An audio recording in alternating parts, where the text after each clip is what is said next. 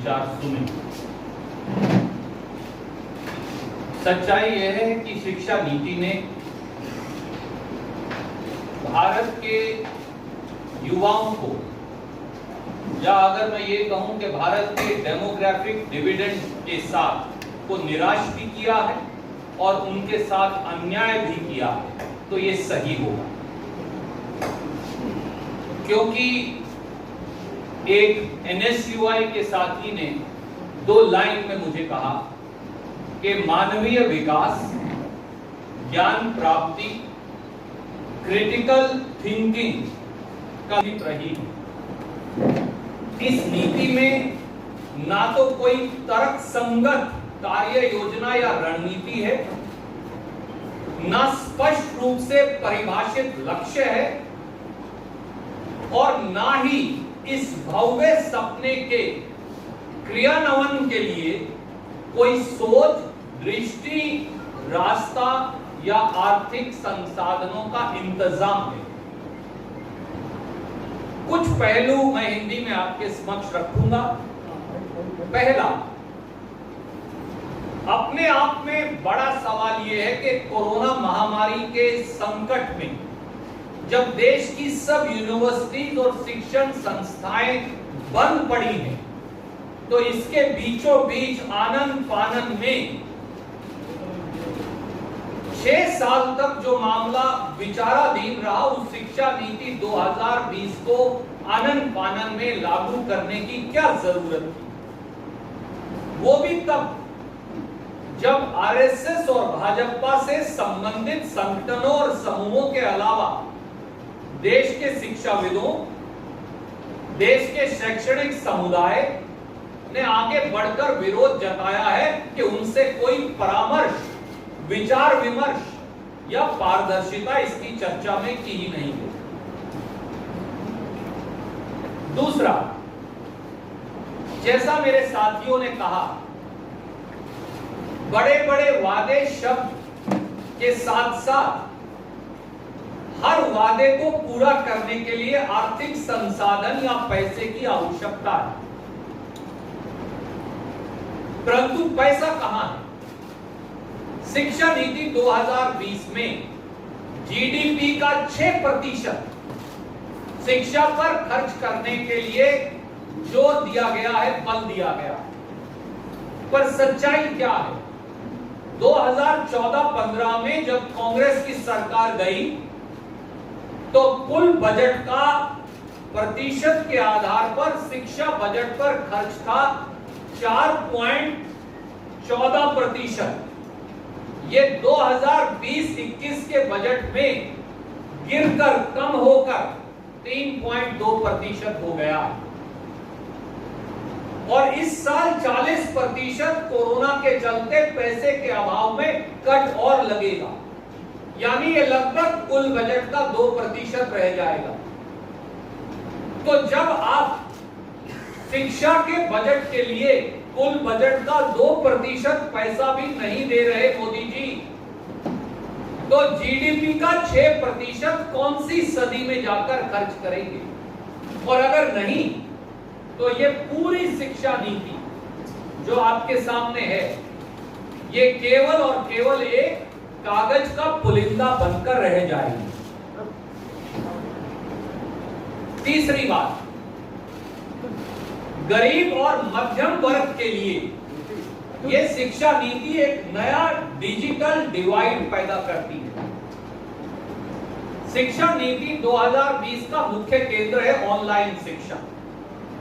इसके आधार पर यह कहा गया है कि ग्रॉस एनरोलमेंट रेशियो, यानी शिक्षा के अंदर आने वाले बच्चों का औसत अनुपात 26% से बढ़ाकर 50% कर दिया जाएगा ऑनलाइन शिक्षा और डिस्टेंस लर्निंग के चलते।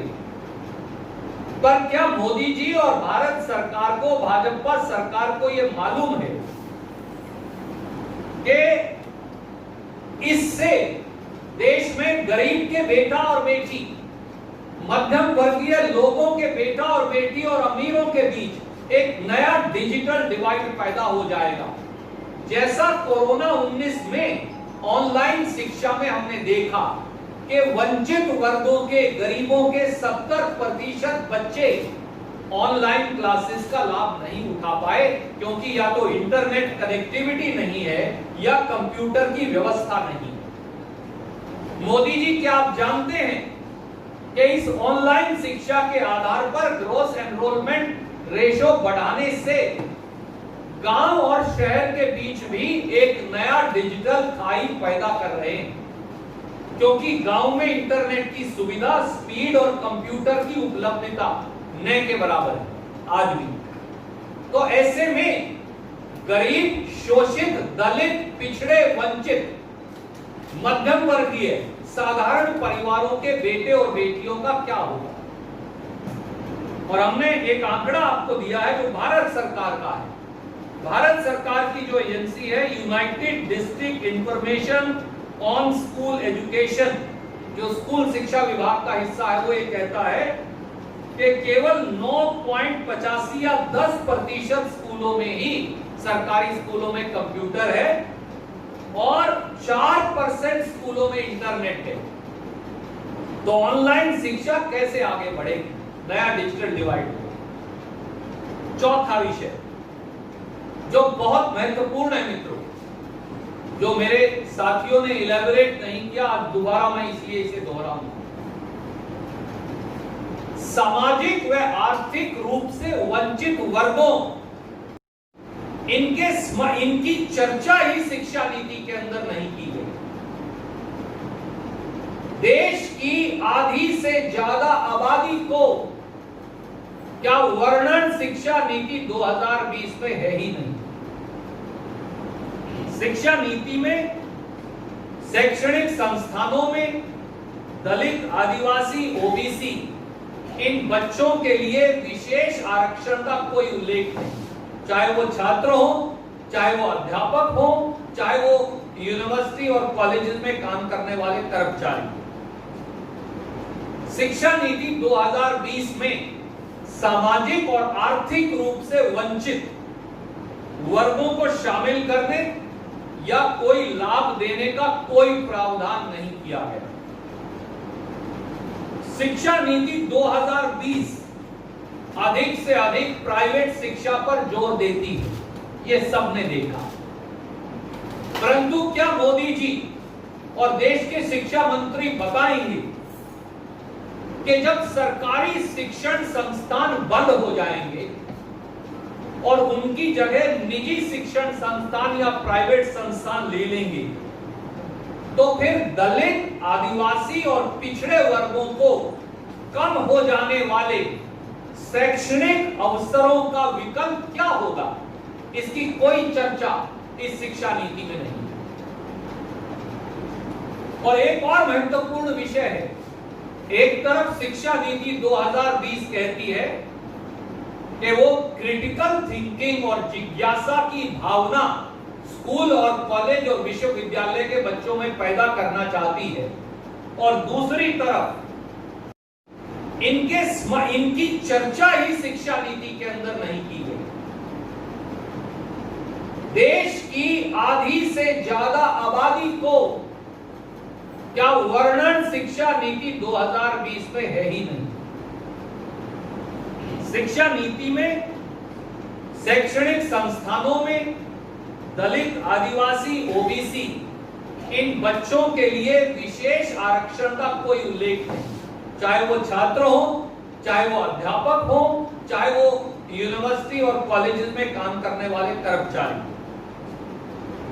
शिक्षा नीति 2020 में सामाजिक और आर्थिक रूप से वंचित वर्गों को शामिल करने या कोई लाभ देने का कोई प्रावधान नहीं किया है। शिक्षा नीति 2020 अधिक से अधिक प्राइवेट शिक्षा पर जोर देती है, यह सबने देखा। परंतु क्या मोदी जी और देश के शिक्षा मंत्री बताएंगे कि जब सरकारी शिक्षण संस्थान बंद हो जाएंगे और उनकी जगह निजी शिक्षण संस्थान या प्राइवेट संस्थान ले लेंगे, तो फिर दलित, आदिवासी और पिछड़े वर्गों को कम हो जाने वाले शैक्षणिक अवसरों का विकल्प क्या होगा, इसकी कोई चर्चा इस शिक्षा नीति में नहीं। और एक और महत्वपूर्ण विषय है, एक तरफ शिक्षा नीति 2020 कहती है कि वो क्रिटिकल थिंकिंग और जिज्ञासा की भावना स्कूल और कॉलेज और विश्वविद्यालय के बच्चों में पैदा करना चाहती है, और दूसरी तरफ नवंबर 2019 के आंकड़े ये दिखाते हैं कि देश में 3,62,940 आंगनवाड़ी केंद्रों में शौचालय तक की व्यवस्था नहीं, और 1,59,568 आंगनवाड़ियों में पीने का पानी तक उपलब्ध नहीं।